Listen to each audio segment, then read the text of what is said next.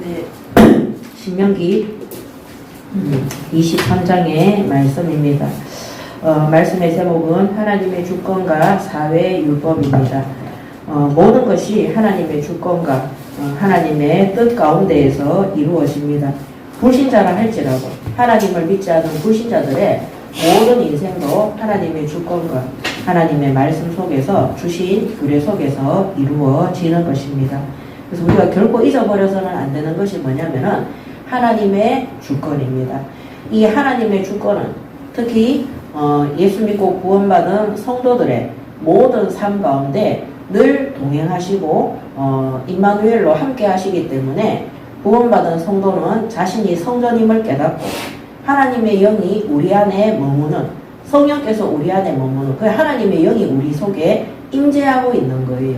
어느 곳에 갈지라도 우리가 불신자를 만나든 대적자를 만나든 교회에 와서 예배를 드리든 우리가 사업을 하든 공부를 하든 무엇을 하든지 하나님의 영이 우리와 함께 하시면 그 임재하는 구원을 받았으므로 우리의 모든 행사가, 우리의 모든 삶에 인도받는 것들이 내가 주관하는 것이 아니라 하나님의 주권 속에 있음을 믿으시고 인정하시기 바랍니다. 아멘. 그것을 인정하지 않으면 어떻게 되느냐? 어느 순간에 가면 어리석은 나의 판단과 나의 생각과 나의 주장으로 하나님의 뜻대로 한다고 하지만은 실제로는 그것이 실패하고 망하고 아무 열매가 나지 않는 그 결과가 어리석은 결과로 치닫게 되는 것입니다. 그래서 가장 우리가 명심해야 되는 것이 구원받은 성도들은 하나님의 주권 속에 있다는 것. 그 다음에 하나님을 알지 못하고 믿지 못하는 전 세계 불신자들의 그 현장에도 하나님께서 모든 세상을 다스리고 주관하고 계신다는 사실을 아셔야 되는 것입니다. 그래서 전쟁이 일어나는 것, 대통령이 세워지는 것, 가난과 기근이 오는 것, 그 다음에 전염병이 전 세계적으로 도는 것, 때로 우리 개인이 실패를 하듯 우리가 현장에 문이 열리듯 모든 것들이 하나님의 주권 속에 들어있는 것입니다. 그래서 그 주권자이신 하나님께서 우리를 잘 다스리고 말씀으로 응답받고 인도받을 수 있도록 항상 우리는 하나님이 지금 살아서 나와 우리와 모든 것에 함께 한다는 사실을 인정을 하시고 또 하나님의 말씀 속에서 우리를 어떻게 이끌어 가시는가 말씀을 따라 그 여정을 보고 확인을 해주기 바랍니다. 아멘. 자, 첫 번째 1절에서 8절은 총회에 대해서 말씀하는데 이 총회, 바로 하나님 앞에 드리는 공식적인 예배의 자리입니다. 그래서 이 예배의 자리에 들어올 때 하나님께서 주신 규례, 율법대로 들어와야 되는 거예요. 첫 번째 순결에 관한 규례입니다.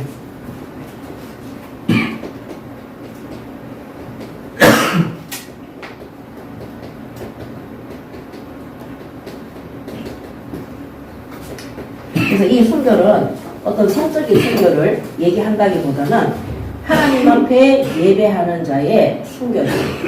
자, 1절에 고안이 상한 자나 음경이 잘린 자는 여호와의 총회에 들어오지 못하리라. 사생자는 여호와의 총회에 들어오지 못하리니 10대에 이르기까지라도 여호와의 총회에 들어오지 못하리라. 암몬 사람과 모압 사람은 여호와의 총회에 들어오지 못하리니 그들에게 속한 자는 10대뿐 아니라 영원히 여호와의 총회에 들어오지 못하리라. 그들은 너희가 애굽에서 나올 때에 떡과 물로 너희를 길에서 영접하지 아니하고 메소포다미아의 부돌 사람 부올의 아들 발람에게 뇌물을 주어 너희를 저주하게 하려 하였으나 내 하나님 여호와께서 너를 사랑하심으로 내 하나님 여호와께서 발람의 말을 듣지 아니하시고 내 하나님 여호와께서 그 저주를 변하여 복이 되게 하셨나니 내 평생에 그들의 평안함과 형통함을 영원히 구하지 말지니라. 이렇게 6절까지 기록되어져 있습니다. 자, 왜 이런 자들이 총회에 들어오지 못하느냐? 하나님은 이스라엘 구원받은 성도, 하나님이 부르신 선민인 이스라엘만이 하나님의 거룩한 제사장직 역할을 주어 주셨기 때문에 구원받은 성도 이스라엘만이 하나님 앞에 온전한 예배를 드릴 수 있도록 총회에 들어오도록 하셨습니다. 그래서 고안이 잘리지, 한마디로 신체적으로도 고안이 잘렸다는 것은 문제가 있는 자들이 어떤 범죄를 저질렀다든지, 그 다음에 고안이 상한 자나 음경이 잘린 자, 반드시 성적인 것이나 아니면 잘못된 일이나 이런 부분에 있어서 처벌을 받은 자들입니다. 우리가 누구든지 하나님의 전에 나와서 예배 드릴 수 있지만은 우리가 잘못된 것, 음란한 것, 우상 숭배하는 것, 특히 암몬과 모압 사람, 그 다음에 사생자. 사생자가 뭡니까? 여기 성경에서 말하는 이 사생자들은 유대인과 이방인 사이에 태어난 자, 한마디로 믿지 않는 자들과의 결혼을 노아 시대에 하나님의 아들들이 사람의 딸들의 아름다움을 보고 육신적인 결혼을 해서 그들이 네피림으로 우상 숭배로 떨어진 자들을 얘기하는 것입니다. 그래서 왜 순결해야 되냐? 하나님 앞에 예배 드릴 때 첫째는 죄에서 우리가 해방받아야 됩니다. 이스라엘 민족은 날마다 피제사를 드렸어요. 그래서 이스라엘 민족만이 제사장직 역할을 가지고 있습니다. 이스라엘은 하나님께서 선민으로 부르시고 제사장적 직분을 주신 것입니다. 그래서 출애굽기 19장 6절에도 보면 너희가 내게 대하여 제사장 나라가 되며 거룩한 백성이 되리라. 너는 이 말을 이스라엘 자손에게 전할지니라. 아멘. 그래서 제사장직의 사명과 역할이 이들에게 주어진 거예요. 이 직분이. 그래서 이 이스라엘 민족은 날마다 하나님 앞에 예배드릴 때 예수 그리스도를 예표하는, 메시아를 예표하는 피제사를 계속해서 드리는 대표적인 민족입니다. 피제사. 왜 피제사들입니까? 죄로 인해서 타락된 인간이 예수 그리스도의 피로 말미암아 우리가 어떻게 됩니까? 죄에서 해방받아서 거룩한 하나님의 백성이 되는 것입니다. 그래서 하나님 앞에 예배하는 자들은 거룩함으로, 순결함으로, 죄와 그 다음에 잘못된 것들과 더러운 것들과 불결한 것들과 음행한 것들과 단절된 상태에서 예수의 피로 말미암아 구원받은 자들이 하나님 앞에 거룩한 자세로 그렇게 예배를 드리는 것입니다. 오늘날에는 뭡니까? 성화되는 거죠. 성화. 우리가 원죄 문제는 우리의 힘으로 해결할 수 없기 때문에 하나님의 은혜로 예수 그리스도를 믿을 수 있는 은혜를 받아서 우리가 구원받게 됩니다. 근데 이 구원은 그냥 복음 전한다고 해서 구원받는 게 아니에요. 반드시 구원받는 사람들은 자신이 죄인임을 깨닫고 죄를 자백하고 그리고 회개하고 죄를 자백하고 회개하고 이 죄의 값을 치르신 예수 그리스도를 나의 대속의 주로 영접함으로 하나님 앞에 모든 예수의 피로 죄 사함을 받는 그 성결 속에, 순결 속에, 깨끗함 속에, 거룩함 속에 들어와야 되는 것입니다. 그래서 무조건 교회 다닌다고 해서 구원받는 것이 아닙니다. 그래서 오늘 이 총회에 이런 자들을 들어오지 못하게 하는 이유는 이 하나님의 거룩성에 위배되는 모든 잘못된 것들을 제외시킵니다. 하나님의 거룩성에 위배되는 모든 흠을 제외시키는 것입니다. 그래서 예수님이 오시기 전까지 흠없고 티없는 깨끗한 그 새끼양을 하나님의 전에 번제단에 피제사의 예물로 드린 것입니다. 그 누구를 예표합니까? 예수님. 예수님은 아무 죄도 찾을 수 없다 그랬어요.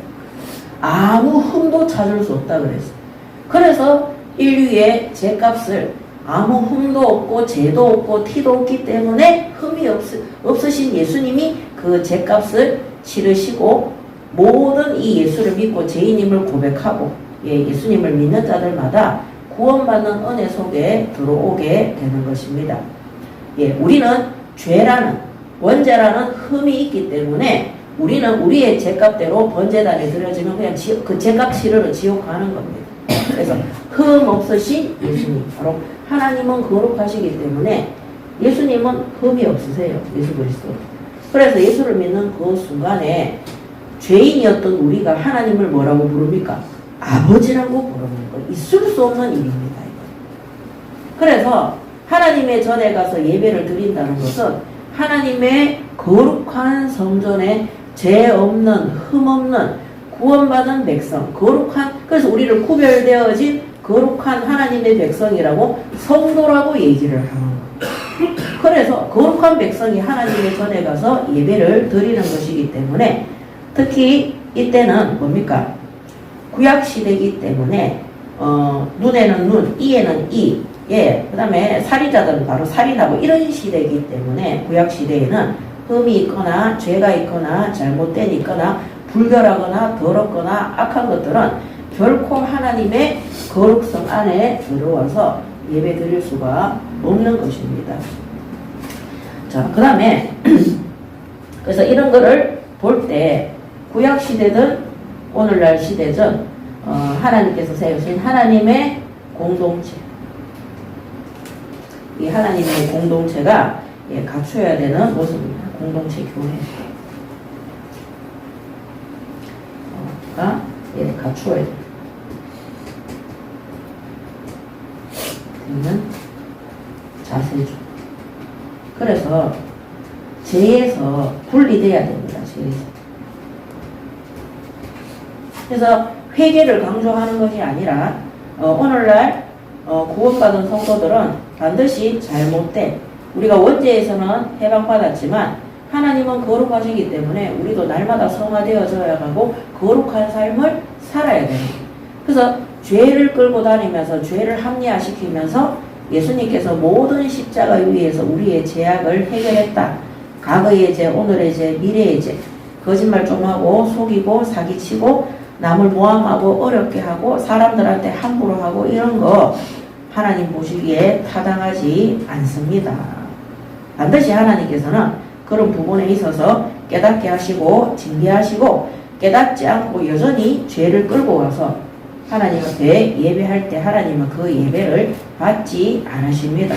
그래서 바울도 계속해서 모든 서신서, 옥중 서신이든 그 다음에 초대교회도 많은 뭡니까? 신약에 27권을 쓴 모든 사도들과 제자들도 죄에서 분리된 삶을 살아갈 수 있도록 사단과 영적 싸움하라 그랬지, 사단에게 속지 말라고 그랬지, 사단을 핑계대라는 말은 전혀 없습니다. 그래서 죄는 누가 선택하느냐? 하나님은 우리에게 자유의지를 주셨어요. 그래서 죄는 우리가 선택을 하는 것입니다. 이런 경우가 있어요. 어떤 사람이 예수 믿고 구원받았는데 하나님 앞에 응답도 받았어요. 하나님 앞에 인도받는 것도 체험을 했어요. 근데 옆에 있는 불신자가 야, 나 이번에 무당한테 가는데 니도 한번 가보자. 야, 니 진짜 그러면 그 마음속에 야, 내가 진짜 구원받았는지 확인하러 한번 가봐야지. 그것도 죄악입니다. 복음 전할 거 아니면은 구원받은 성도가 귀신 들린 자에게 가서 그 귀신 들린 자가 멸망 속에 있는 자들이잖아. 우리는 성도인데 그들에게 가서 내 운명을 점치는 그런 어리석은 죄를 범하면 안 되는 겁니다. 그 우리의 마음속에 하나님보다 세상의 풍속과 미신과 그런 제약을 더 우선시하는 악한 마음이 존재하기 때문인 것입니다. 그리고 우리가 세상에서 학업이나 산업이나 일을 할 때도 제가 서론에 하나님의 주권에 대해서 말씀드렸습니다. 그 모든 일들을 주관하시고 인도하시는 분이 하나님께서 인도할 수 있도록 우리가 하나님 앞에 엎드리고 하나님 앞에 물어보고 하나님의 말씀 속에서 인도를 받아야 되는 거예요. 하나님의 말씀을 받았는데 그게 말씀대로 가면 손해볼 것 같고 뭔가 내가 어려움을 겪을 것 같을지라도 그것이 하나님의 뜻이 맞다는 것이 분명하면 그 길로 가야 되는 겁니다. 그래서 믿는 자들이 불신자 때처럼 요행을 바라는, 기복을 바라는 모든 것을 내가 잘 되는 쪽이 하나님의 뜻이라고 생각해서 가는 그런 모든 악행들을 버리셔야 되는 겁니다.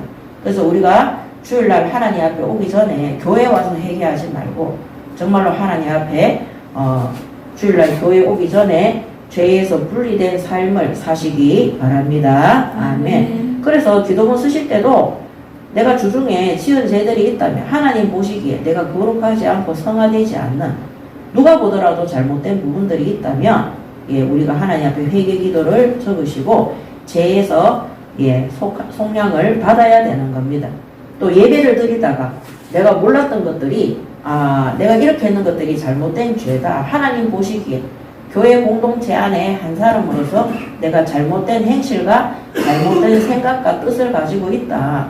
그게 오늘 예배 말씀 속에서 깨달아진다면 그것 또한 하나님 앞에 회개하시기 바랍니다. 아멘. 지구상에 완벽한 사람은 없습니다. 예수님도 인류의 죄를 대속할 때 반드시 그 죄값을 치루었습니다.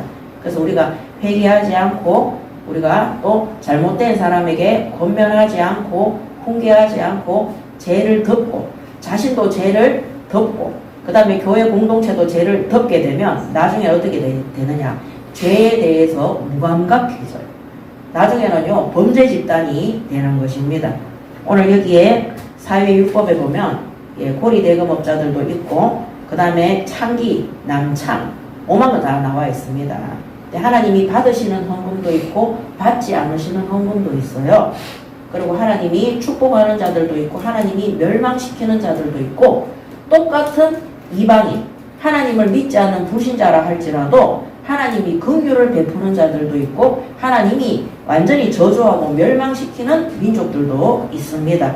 그래서 거기에는 이스라엘도 포함되어져 있습니다. 구원받은 성도도 하나님 보시기에 악하거나 잘못된 일이 있으면 반드시 회개하고, 회개라는 것은요 뜻을 돌이켜서 잘못을 깨달아서 하나님 앞에 용서를 구하고 다시는 그 죄를 반복하지 않는 것이 진정한 회개입니다. 입으로만 잘못했습니다. 다시는. 그러고 나서 반복되는 거. 반복되면서 내가 연약하니까 그렇다. 그거는 한두 번은 그럴 수 있지만 3번 이상 넘어가면 그거는 하나님을 조롱하는 것이고 그 사람은 악한 행실에서 빠져나올 생각이 전혀 없는 겁니다. 오은영 박사가 하는 금쪽이에 보면은요, 그런 아이들의 결과가 다 부모들을 통해서 나타나는 것을 볼 수 있습니다. 그때 부모들이 깨닫지 못할 때 오은영 박사가 뭐라고 얘기하냐면, 어머니는 이 아이 키우지 마세요. 부모로서의 자격을 박탈하라고 얘기합니다. 근데 부모가 그때 깨닫고 눈물을 흘리면서 받아들일 때 뭐라고 하느냐, 뼈를 깎는 고통으로 연습하고 연습해서 바꿔야 된다는 그런 노력이 없이는 결코 이 가정에 아이들의 이 재앙을 막을 길이 없다는, 불신자들한테 상담할 때도 그렇게 하는 거예요.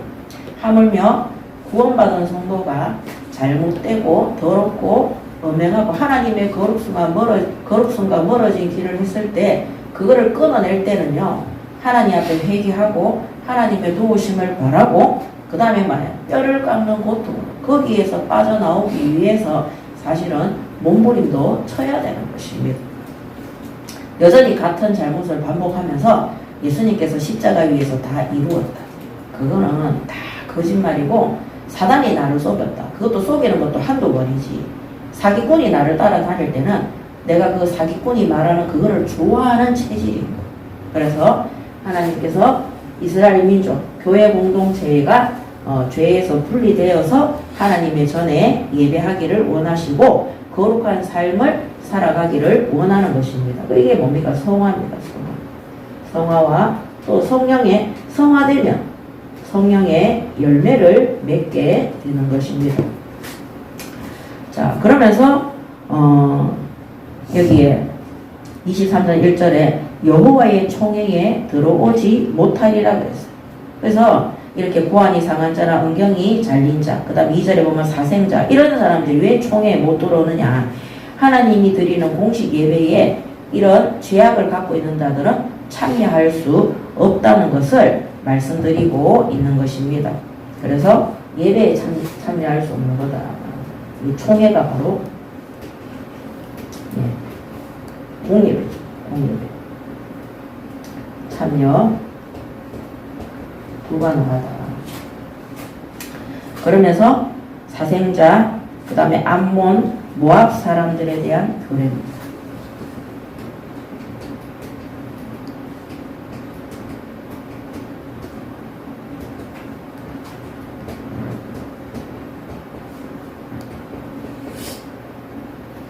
교례가 율법입니다. 2절에서 6절.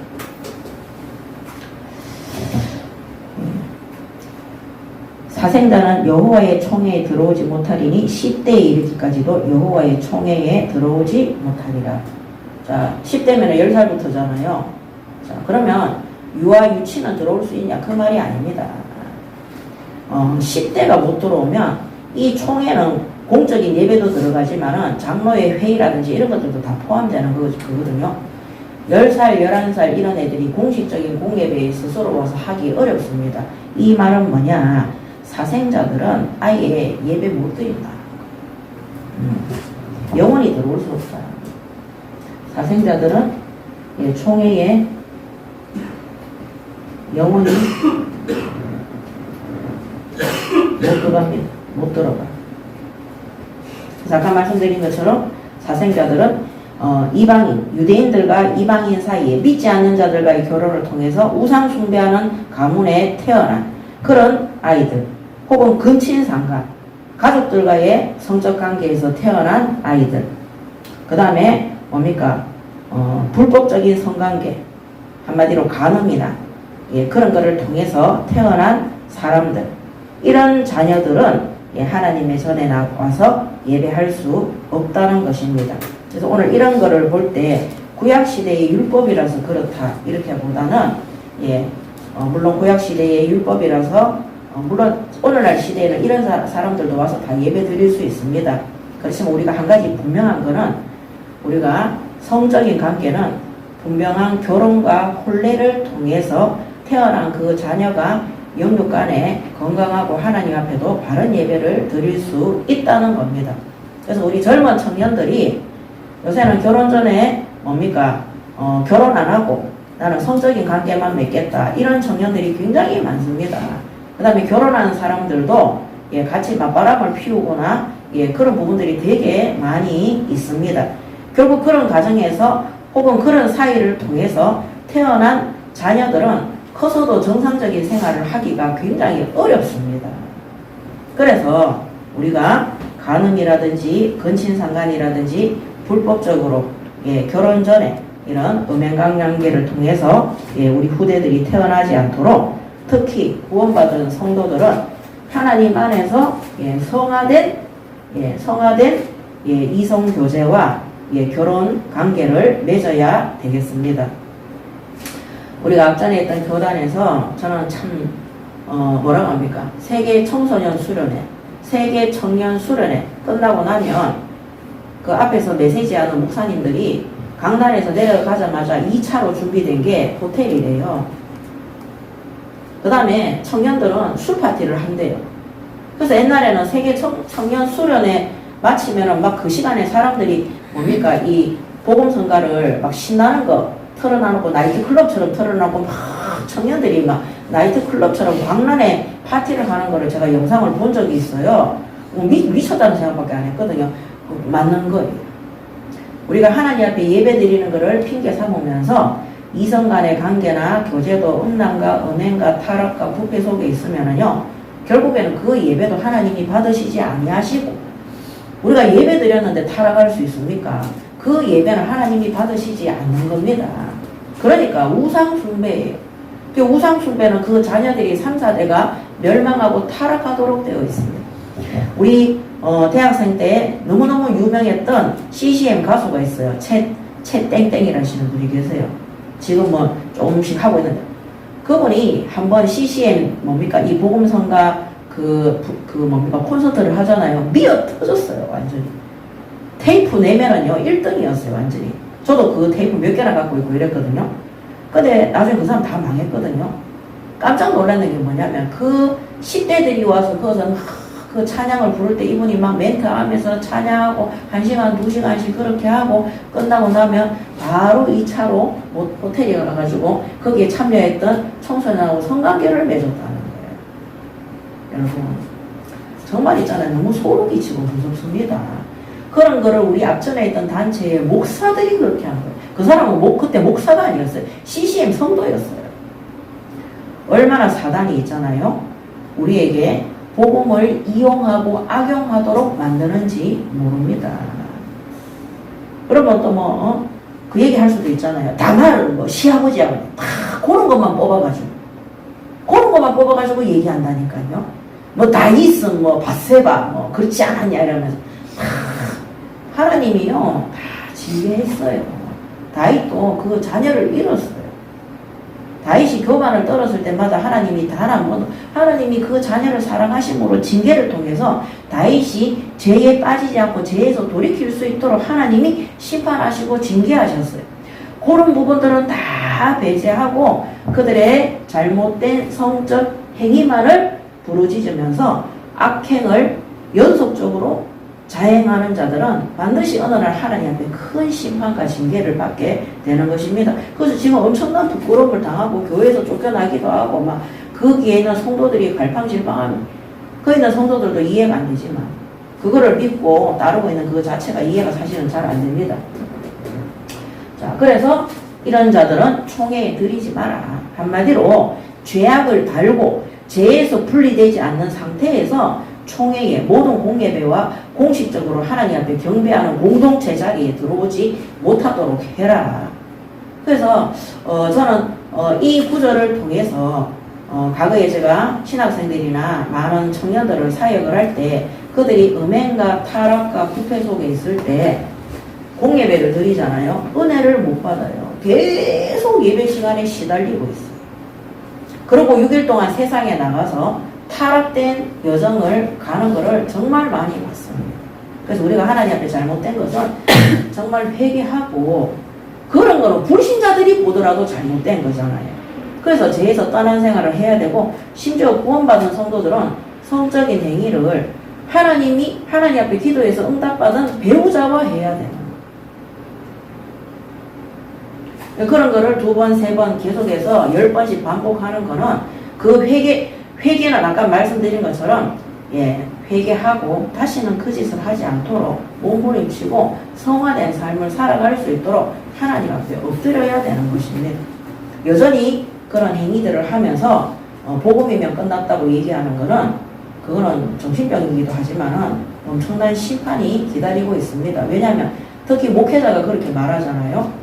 그러면 그 많은 메시지를 들은 부교육자들과 사역자들이 그 행위에 대해서 자신들도 똑같이 반복하도록 그래서 범죄 집단이 되는 겁니다. 전에도 말씀드렸지만 내가 너무 배가 고파서 도둑질을 했어요. 너무 배가 고파서. 그렇지만 자식들한테 야 내가 배가 고파서 도둑질을 했다. 그럴 수도 있지 않냐. 도둑질을 합리화시키면 안 돼. 내가 비록 배가 고파서 도둑질은 했지만 후대들과 자녀들과 성도들한테는 도둑질은 정말로 나쁜 짓이고 그거는 법의 심판을 받아야 되기 때문에 절대 도둑질해서는 안 된다고 가르쳐야 돼요. 그리고 이 배고픔을 해결하기 위해서 이 사람은 하나님 앞에 자기도 다시는 도둑질하지 않기 위해서 몸부림을 쳐야 되는 거예요. 맞습니까? 안 맞습니까? 그렇게 말해놓고 너희는 하면 안 된다 해놓고 하나님 제가 고파서 이번만 하나님 이번만 언젠가는 하나님이 안 되게 해주시겠죠. 진짜 이렇게 하면 안 되는 거예요. 욕 나올 뻔했다. 그런 거를 반복하잖아요. 절대 결코 죄에서 분리되지 않습니다. 그러면 하나님 앞에 드리는 예배가 드려지지가 않는 거예요. 하나님은 제약된 예배를 받으시지 거짓된 예배를 받으시지 않습니다.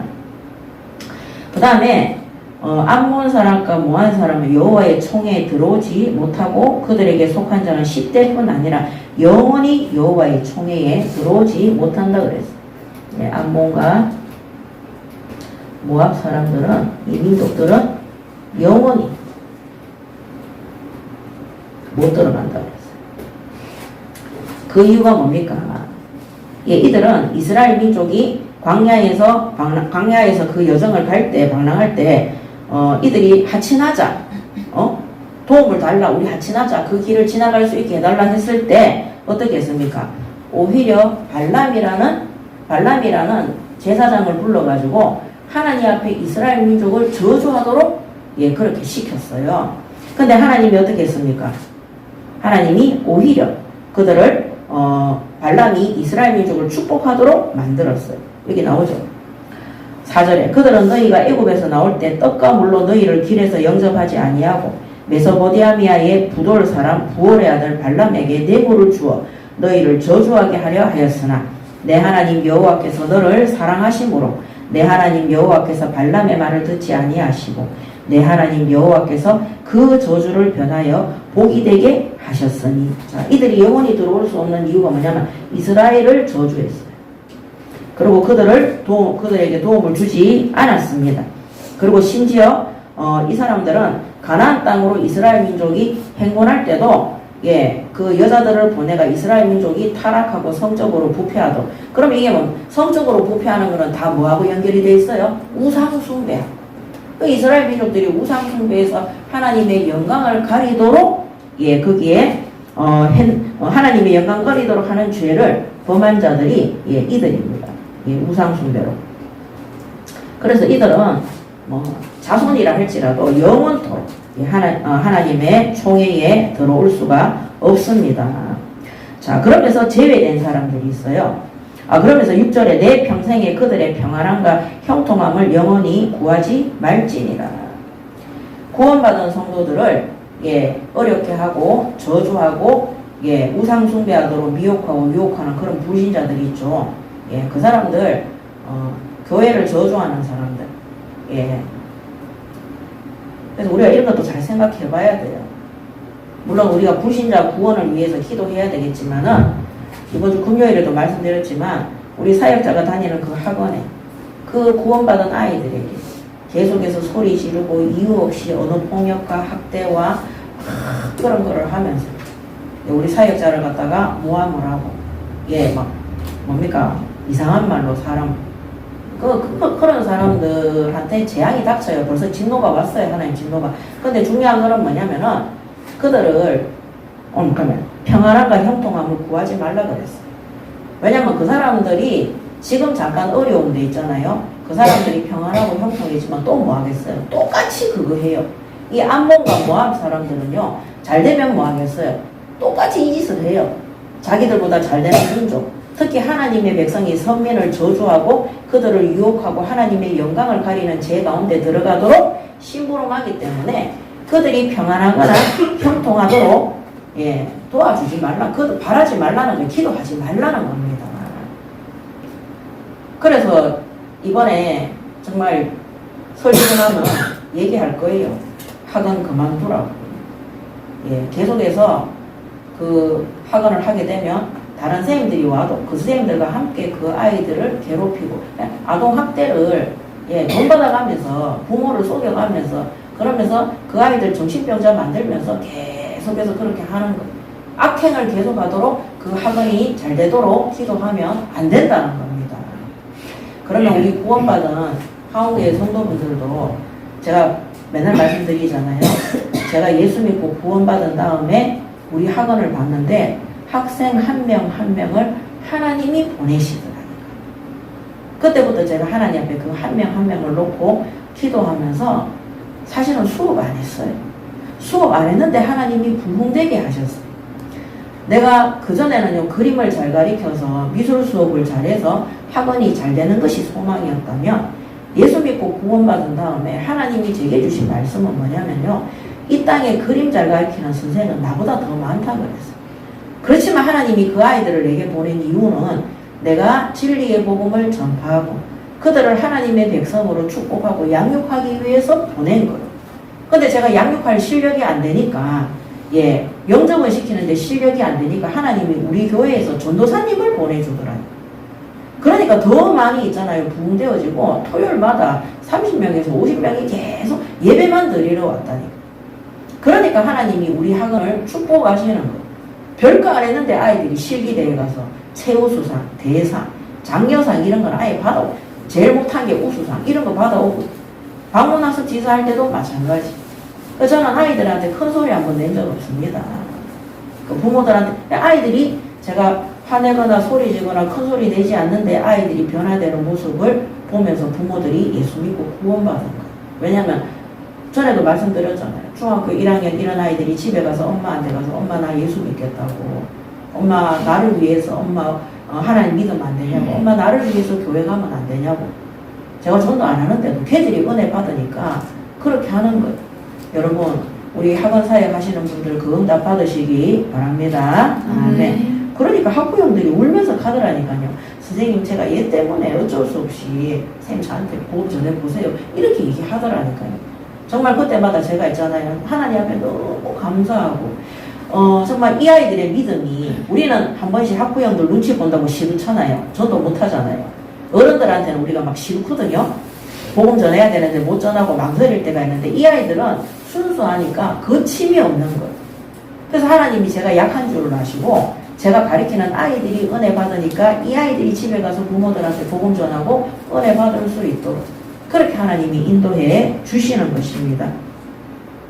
자, 그래서 이런 자들은 영원히 못 들어가요. 영원히. 자, 그 다음에 7절 8절에 보면 너는 에돔 사람을 미워하지 말라. 그는 내 형제들이니라. 자, 형제 에돔, 이제 에서의 후손이죠. 야곱, 이스라엘의 형제인 거죠. 그 다음에 애국 사람을 미워하지 말라. 내가 그의 땅에서 객이 되었습니다. 자, 이 애국 사람들을 미워하지 말아요. 예, 애국 사람. 자, 이 사람들은 뭐라 그랬습니까? 3대 후에 8절에 보면 총회에 들어올 수 있다고 되어 있습니다. 자, 어쨌거나 하나님의 주권 속에서 쓰임받은 불신자들, 그게 애국이에요.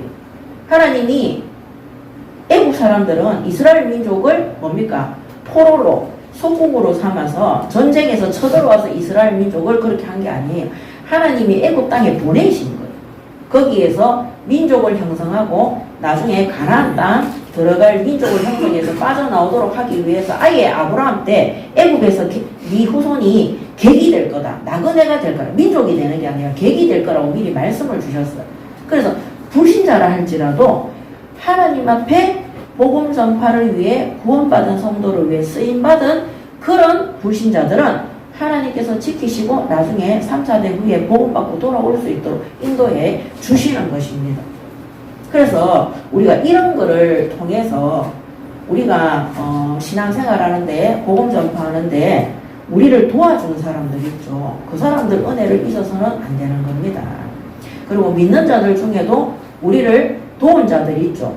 그러는 사람들의 은혜를 잊어서는 안 되는, 그 사람들이 혹시 잘못했다, 혹시 실수했다, 오늘 뭐라 하느냐, 미워하지 말라는 거예요.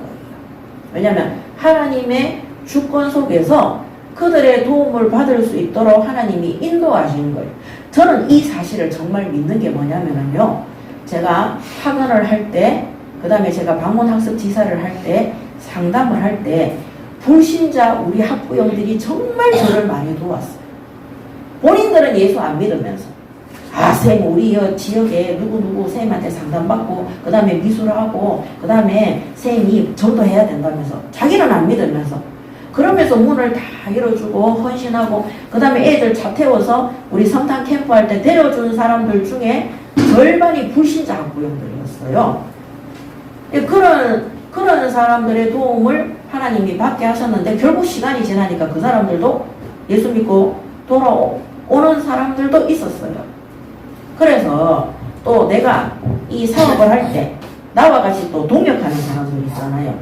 성도나 믿는 사람. 내가 이 전도운동 할 때 여러분 지금 여러분들이 회사에 출근하거나 사역하잖아요. 돈 벌러 간다고 생각하시면 절대 안 됩니다. 언젠가 돈으로 망합니다. 어떻게 망하느냐? 정신병이 오든지 질병이 오든지 망합니다. 우리가 생업을 위해서 가지만 그 생업 현장에 고린도 현장에 브리스길라 아굴라 부부가 준비되어져 있던 것처럼 그 생업 현장에 우리가 하나님이 의식주를 해결하도록 하면서 거기서 믿음의 동역자를 만날 수 있도록 인도하시고 축복하시는 거예요. 그래서 그 생업 현장에서 믿음의 동역자를 만나잖아요. 그 사람들에 대해서 절대 욕하지 마세요. 그 사람들 축복하세요. 그 사람들의 실수와 잘못된 것들을 하나님 앞에 간절히 기도하고 응답받을 수 있도록 해주세요. 내가 믿음의 동력자와 함께 전도운동을 위해서 산업과 기업과 현장에 같이 파송되어졌는데 그 사람에 대해서 부정적인 이야기나 내가 판단하고 잣대로 비판하잖아요. 어느 날 그 사람도 망하게 되고 나도 망하게 된다는 사실을 아시기 바랍니다. 아멘. 그래서 전에도 말씀드렸잖아요. 제가 같이 동역하는데 우리 학부형 한 명이 계속 뒤에서 내 욕하고 캠프 가면 나중에 그 집에 큰아들이요. 귀신 들리더라니까요. 진짜로. 특히 자녀들이 어려움을 겪습니다. 그래서 불신자, 에돔, 우리의 형제, 예, 이스라엘의 원래 이름이 야곱이잖아. 이 야곱의 형의 후손들인 거예요. 그래서 형제들, 저 기독교인들, 우리의 형제들이에요. 우리 교회는 아니더라고. 예, 그들을 어떻게 하라 그랬습니까? 미워하지 마라. 네 형제다 그랬어요. 그 다음에 뭐라고 그랬습니까? 애국 사람들을 미워하지 마라. 하나님의 주권 속에서 애국인들을 사용한 거예요. 하나님이 우리에게 학원 현장이든 기업 현장이든 어떤 장소에 나에게 동역자를 붙여줬는데 이 사람이 우리의 형제든 종교인이든 기독교인이든 혹은 누굽니까? 애국 사람, 불신자이든 하나님의 절대 주권 속에서 우리에게 붙인 자들이 맞다면, 예, 동역하는 자들이 맞다면 그들을 축복하시고 그들을 미워하지 마시기 바랍니다. 아멘. 미워하는 게 뭡니까? 이게 아닙니다. 뒤에서 험담하지 마세요. 절대 뒤에서 욕하지 마세요. 그러면요, 나중에 엄청난 정신문제가 오고 두려움과 공포와 시달림과 이런 것들이 옵니다. 우리가 잘 안 맞을 수도 있어요. 잘못된 거는 얘기해 주면 되나. 왜냐면은 훈계와 권면을 해야 되는 거예요. 훈계와 권면을 하지 않고 미워한다. 뒤에서 험담하고 욕하고 비난한다. 그럼 반드시 하나님은 용서하지 않습니다. 그 사람들도 다 하나님의 형상과 하나님의 주권 속에서 움직이는 자들이에요. 그래서 전에 말씀드렸잖아요. 제가 사역하는 학생이, 예, 수영장에 갔다가 수영장 둘이 보냈는데 거기서 다른 사람 휴대폰 최신형을 훔쳤어요. 근데 이걸 훔쳐가지고는 내가 서울에 사역 가는데 그거 따라왔다니까요. 고등학생 둘이가. 근데 막 전화로 계속 막 바쁘더라고. 나중에 알고 보니까 세상에 거기서 도둑질을 한 거예요. 경찰서에서 전화가 왔어요. 그래서 서울에 사역하러 갔다가 바로 내려왔어요. 내려와서 그 경찰서에서 휴대폰 분실값, 그 다음에 얘들이 이 청소년이잖아요. 18살인가 이랬는데 둘이, 예, 그 경찰서에 와서 다 찍고 재질이 나빴어요. 왜냐면 훔쳐놓고 그 사람이 전화 왔는데 5만 10원짜리 욕을 다 하고, 그래서 김천 소년원으로 갈 수도 있다고 얘기를 하더라고요. 그래서 그 사람하고 합의를 보라 그랬어요. 그래서 제가 이제 얘들 부모들한테는 얘기 안 하고 우리 비전스쿨에 있던 애들이에요. 제가 그 사람한테 전화했어요. 그래서 이제 저녁에 7시에 만나기로 했는데 이 사람이 이제 자기 남편도 데리고 온 거예요. 이 여자분인 거예요. 차에서 내리자마자 나는 몰라서 어머 선생님이라는 거예요. 알고 보니까, 예, 전에 내가 자폐아 영주 얘기했죠. 그 아이를 소개시켜준 우리 학부형이에요. 어머 선생님 이러면서 선생님, 내가 그 애들이 이런 애들에게 그랬어. 나는 선생님 믿고 고소 다 치야하겠다. 그때 선생님 우리 애들한테 얼마나 잘해주셨냐고 이러면서 있잖아요. 그래서 불신자들아, 하나님이 내게 맡긴, 나하고 수업한 그 불신자 학부형, 그 아이들 하나님이 내게 맡긴 자들이에요. 여러분 학생들한테 화내거나 소리 지르거나, 예, 내 감정을 풀지 마세요. 정말로 하나님이 내게 맡겼다고 생각하고 권면하고 훈계하고 바르게 가르치고 잘못된 것들은 애들이 깨달아서 반성하고 다시는 그 짓을 하지 않도록 우리가 같이 기도해주고 동력해 주셔야 되는 거예요. 정말 큰일이 났을 때 그 우리 학부형이 나에 대해서 좋은 감정과 은혜를 받았기 때문에 그게 그냥 휴대폰 값만 120만 원 물어주는 걸로 그냥 끝났어요. 그게 물론 제가 다 물어줬지만. 그래서 오늘 에돔과 애굽인들에 대한 규례입니다. 이들을 미워하지 마라. 그리고 3대 이후에는, 예, 총회에 들어가도록 해라. 자, 그 외 사회의 율법입니다. 그 외.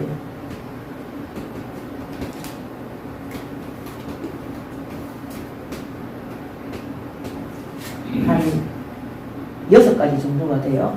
9절에서 25절까지. 첫 번째는 군대의 야영시 성결구례. 군대의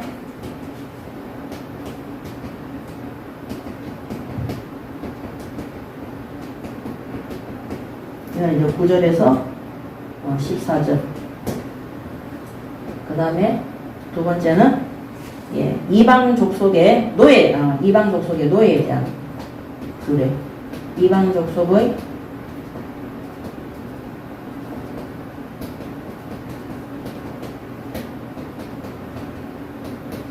15절, 16절. 그 다음에 창기는 여자고요. 그 다음에 남창, 남자 이제 창기라는 거죠. 이거는 남자, 남창에 대한 규례입니다. 그 다음에 이제 고리 대금업, 돈 빌려주는 거. 고리 대금업에 대한 규례가 있고요. 그 다음 다섯 번째는 서원에 대한 거. 내가 하나님 앞에 맹세하는 거. 서원 이행에 대한 규례입니다. 그 다음에 여섯 번째는 굶주린 이웃에 관한 규례입니다.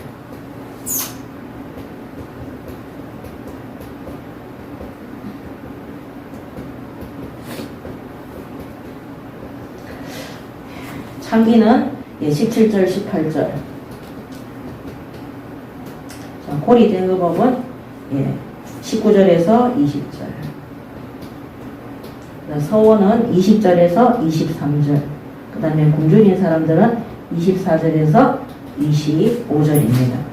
자, 9절에 보면 내가 적군을 치러 출전할 때에 모든 악한 일을 스스로 상갈지니 너희 중에 누가 밤에 몽설함으로 부정하거든 진영 밖으로 나가고 진영 안에 들어오지 아니하다가 해질 때에 모욕하고 해진 후에 진에 들어올 것이요 내 진영 밖에 변소를 마련하고 그리로 나가되 내 기구에 작은 삽을 더하여 밖에 나가서 대변을 볼 때에 그것으로 땅을 팔 것이요 몸을 돌려 그 배설물을 덮을지니 이는 내 하나님 여호와께서 너를 구원하시고 적군을 내게 넘기시려고 내 진영 중에 행하시니라.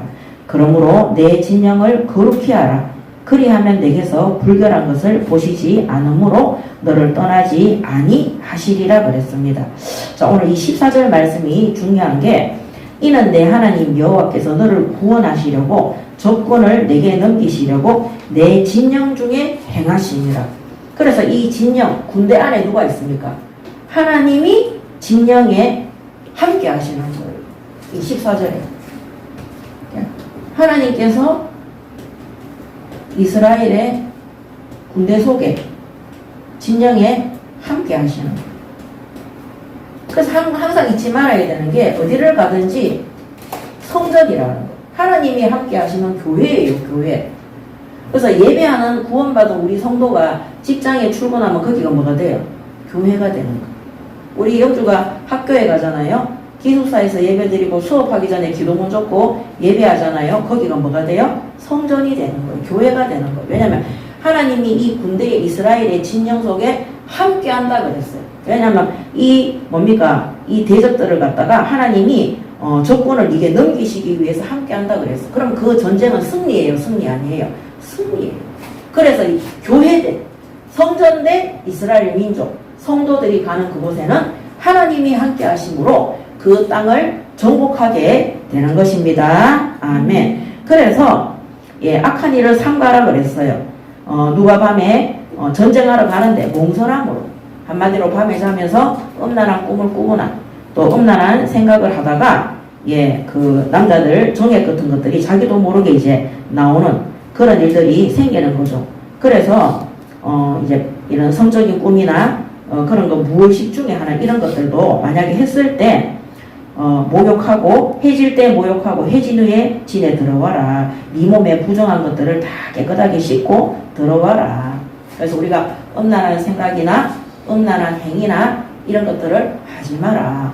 꿈꾸지도 마라. 혹시 실수로 우리가 무의식 중에도 우리 여자들은 잘 모르는데 남자들은 무의식 중에 그렇게 될 때가 있거든요. 그럴 때는 깨끗하게 씻고 하나님 앞에 예배하고 경배해라. 영적 싸움에 들어와라.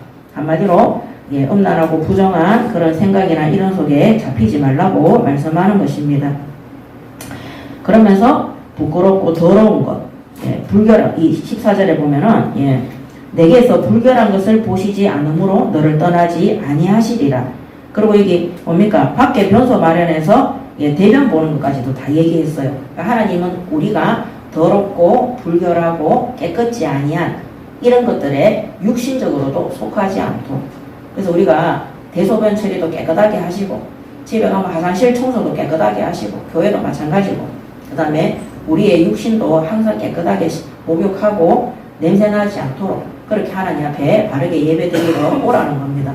우리가 대통령보다 더 높은 게 하나님이잖아요. 대통령이 표창장 준다고 청와대에 들어오라 할 때 누가 씻지도 안 하고 아무렇게나 그렇게 가겠어요. 하나님의 성전에 나아갈 때 우리가 사람의 왕들이나 지도자들 앞에 나아갈 때보다 더 깨끗하고 거룩하고 성결한 마음으로 나아가시기 바랍니다. 아멘.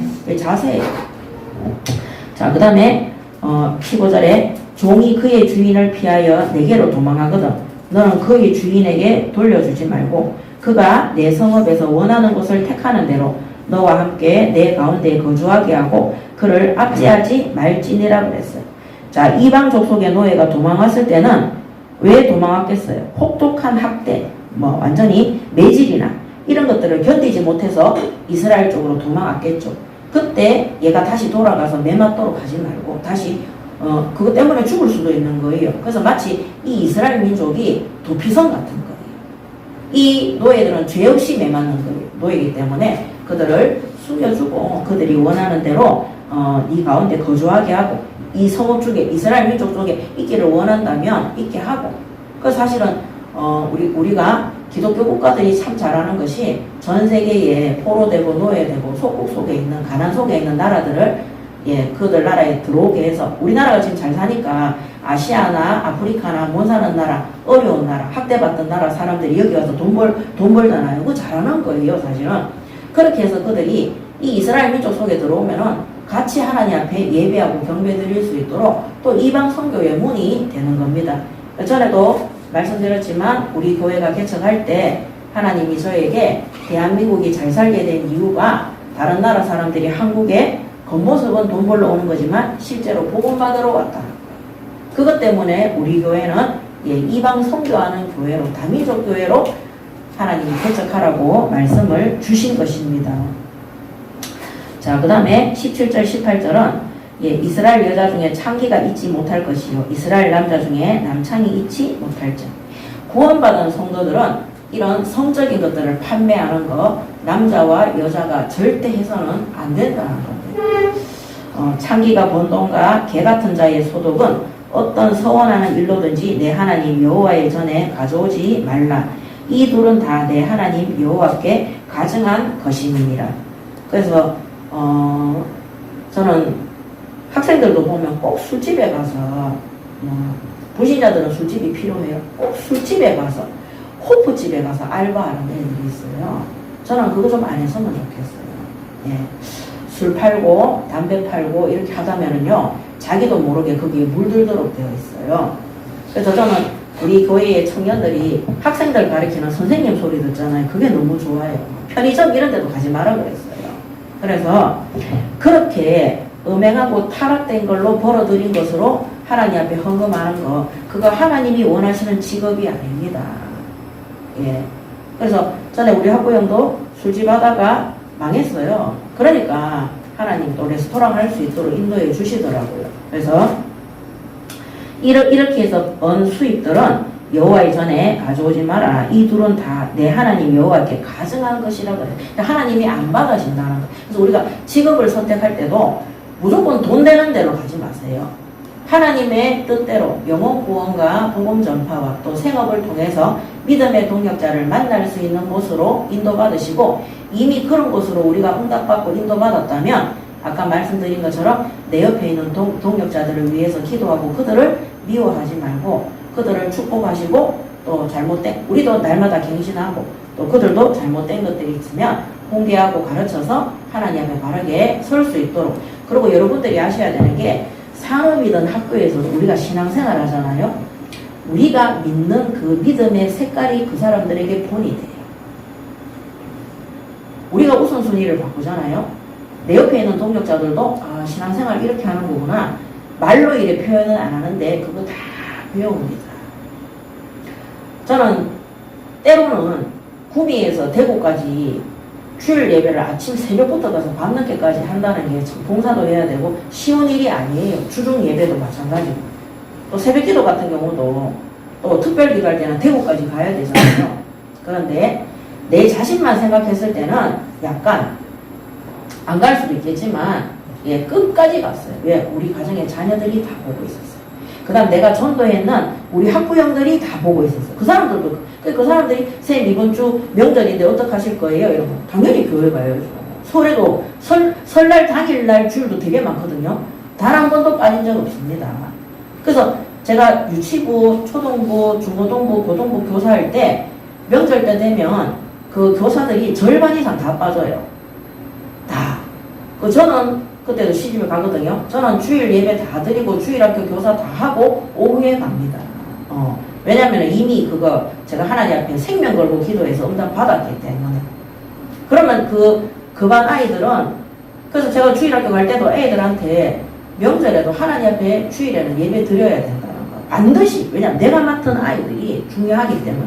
그 다음에 더 무서운 게 우리 가정의 자녀들의 눈이고 내가 전도했던 사람들의 눈이고 나와 함께 동역하는 자들의 그 눈들이 제가 주일을 빼먹고 제가 신앙생활의 우선순위를 바꾸고 내가 예배하고 기도하는 것보다 돈 벌고 사는 것을 더 우선순위로 하고 불신자들 눈치 보는 걸 더 우선순위로 하는 거를 내가 보여주면은 말은 안 하지만 그 사람들은 나를 그런 신앙인으로 보고 또 자기도 모르게 그런 것이 예배생활이구나 이거를 배우는 거예요. 저는 그 눈들이 무서워서 끝까지 예배드리고 우선순위를 안 바꿨더니 나중에 제가 그 교회에서 나올 때 다른 구역에 새가족들이 갔을 때 전부 다 구역장들이 저한테 찾아와서 너무너무 양육 잘하고 그 믿음의 중심이 너무 똑바르다고 저한테 굉장히 인사를 많이 하고 식사 대접도 하고 갔어요.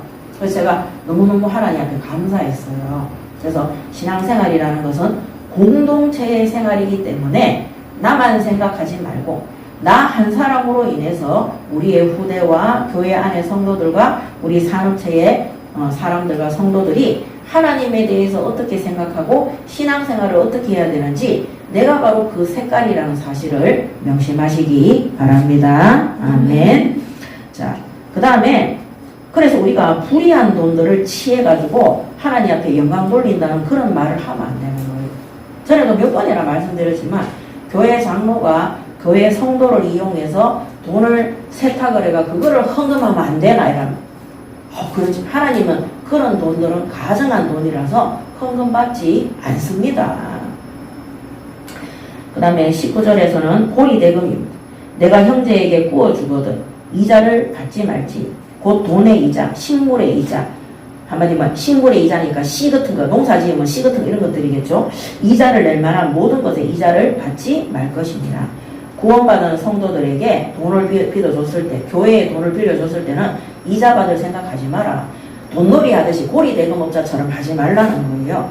그 다음에 20절에는 타국인에게 내가 구워주면 이 타국인들한테 네가 고리대금업 사업을 하게 되면 이자를 받아도 되는데 내 형제에게 구워주고는 이자를 받지 말라. 그리하면 내 하나님 여호와께서 내가 들어가서 차지할 땅에서 내 손으로 하는 범사에 복을 내리시리라.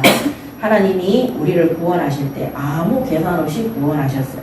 구원받은 성도들끼리 또 교회를 대상으로 계산하지 마라. 네가 계산하지 않고 빌려주고 구워줬을 때 하나님이 너를 축복하시고 복을 주겠다고 약속하셨고 그 다음에 믿지 않는 불신자들에게 네가 그 업을 대해서 돈을 벌 때는 그건 받아도 된다. 그렇게 말씀하신 겁니다. 자, 20절부터 23절까지는 서원입니다. 내 하나님 여호와께 서원하거든 갚기를 더디하지 말라.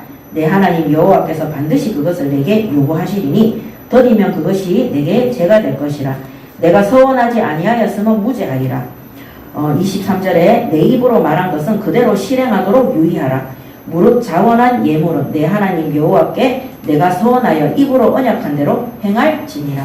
내가 하나님 앞에 헌금이든 봉사든 헌신이든 하나님 앞에 맹세, 서원이 맹세의 거는 그대로 해라. 하나님이 우리의 맹세를 하찮게 여기는 것이 아니라 반드시 그 맹세대로 하도록 인도한다는 거예요. 그래서 맹세한 대로 하고 될 수 있으면 서원 안 하는 것이 좋습니다. 하나님의 뜻을 찾아서 뜻에 순종하는 것이 더 좋습니다. 자, 그래서 우리 대표적인 서원했는 사람이 누굽니까? 사무엘이죠. 사무엘. 한나가 사무엘에게 삭도를 대지 않고 하나님 앞에 드리겠다고 서원했어요. 근데 하나님이 서원할 수밖에 없도록 인도하셨어요. 또 그래서 하나님의 뜻 가운데 서원되어진 것은 하나님의 뜻대로 우리가 반드시 순행하고 그 아들을 하나님 앞에 젖된 후에 바로 갖다 바쳤어요. 그거 반드시 실행해야 되는 겁니다.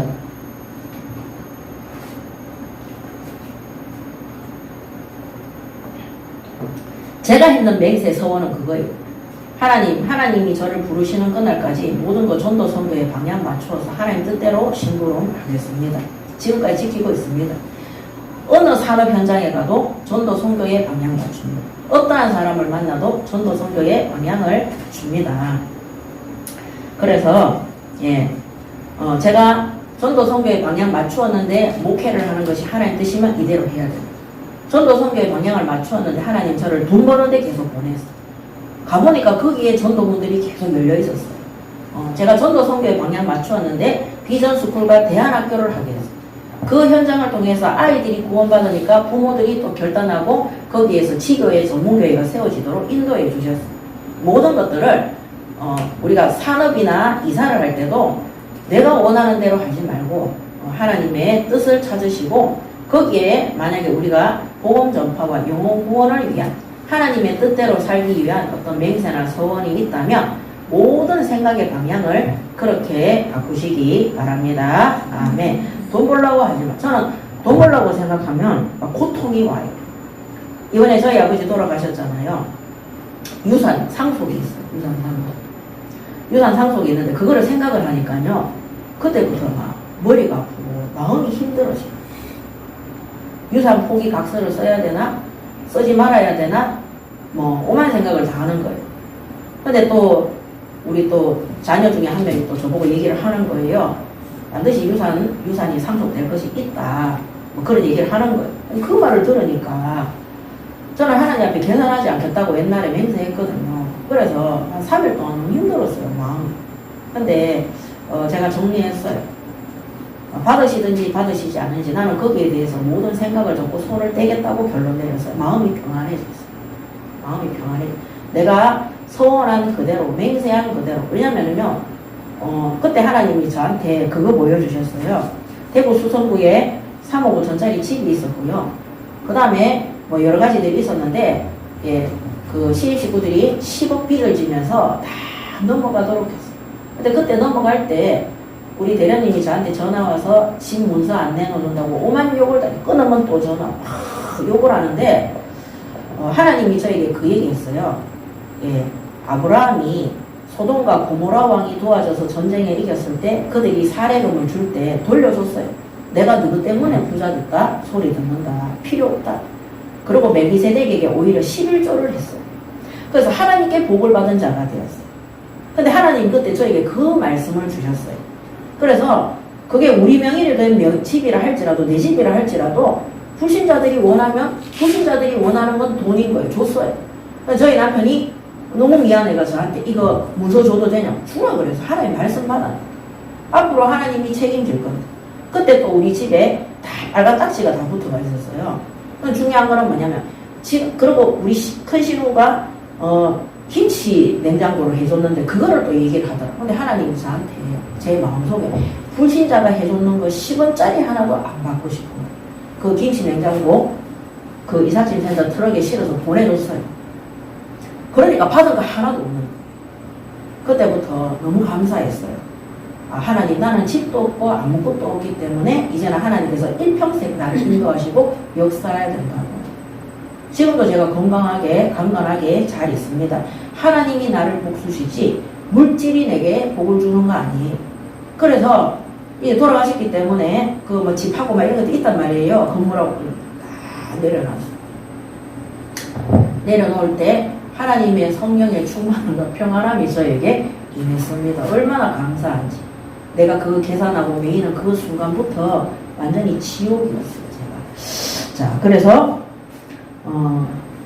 서원에 대해서 하나님께 결단한 것이 있으면 복음 전파를 위해. 그리고 하나님 저에게 개척할 때 주신 말씀이 빌립보서 4장 19절이에요.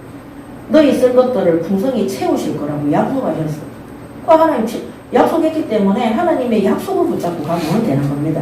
자, 24절에서 25절에 내 이웃의 포도원에 들어갈 때에는 마음대로 그 포도를 배불리 먹어도 되느니라. 그러나 그릇에 담지는 말 것이요. 내 이웃의 곡식밭에 들어갈 때에는 내가 손으로 그 이삭을 따도 되느니라. 그러나 내 이웃의 곡식밭에서 낫을 대지는 말지니라. 가난하고 어려운 사람, 굶주린 사람들에 대한 규례입니다. 그들이 너무 배가 고파서 우리 밭에 와서 먹을 거를 먹고 그 다음에 곡식을 이삭을 따도 되지만 거기까지는 허용을 하는 겁니다. 그렇지만 그 베풀어 주는 사람의 산업체에 바구니에 막 담아오고 낫을 대서 그렇게 해서 그 사람의 먹고 사는 것까지 손을 대서는 안 되는 겁니다. 그래서 우리가 교회에 있는 성도들도 교회 안에 성도들을 어렵고 힘든 사람들이 굶주림과 배고픔과 도움을 받았을 때 거기까지만 도움을 받지 거기서 갈취하는, 더 요구하는 그런 행위는 절대 해서는 안 되는 것입니다. 그거는 하나님의 사랑과 공의가 치우치는 것이고 하나님은 절대 그렇게 하시지 않습니다. 베풀어 주는 자의 재산도 하나님의 것이기 때문에 하나님이 지키시고 또 우리가 베품을 받았는데 교만하고 싸가지 없이 그렇게 하면 안 되는 거예요. 그래서 어려움과 도움을 받은 사람들은 감사히 여기고 또 교회 안에 굶주린 이웃들에 대해서 긍휼의 정신으로 그들을 계산하지 말고 베푸는 것입니다.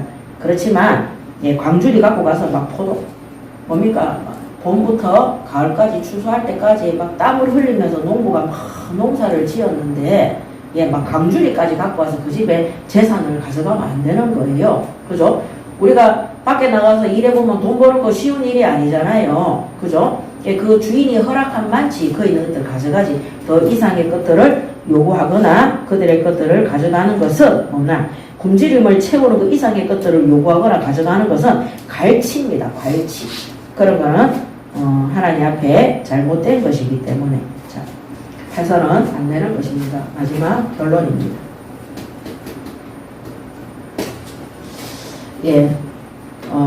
아까 말씀드린 것처럼 모든 것 하나님의 주권 속에서 이루어지는 구원과 예배와 신앙인의 삶이 되셔야 됩니다. 모든 것.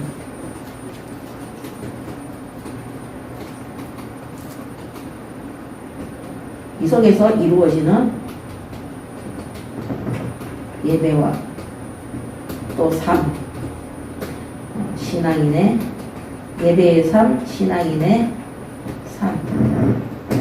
이 신앙인의 삶 속에는 세상과 경제활동과 모든 만남이 되는 거죠. 그리고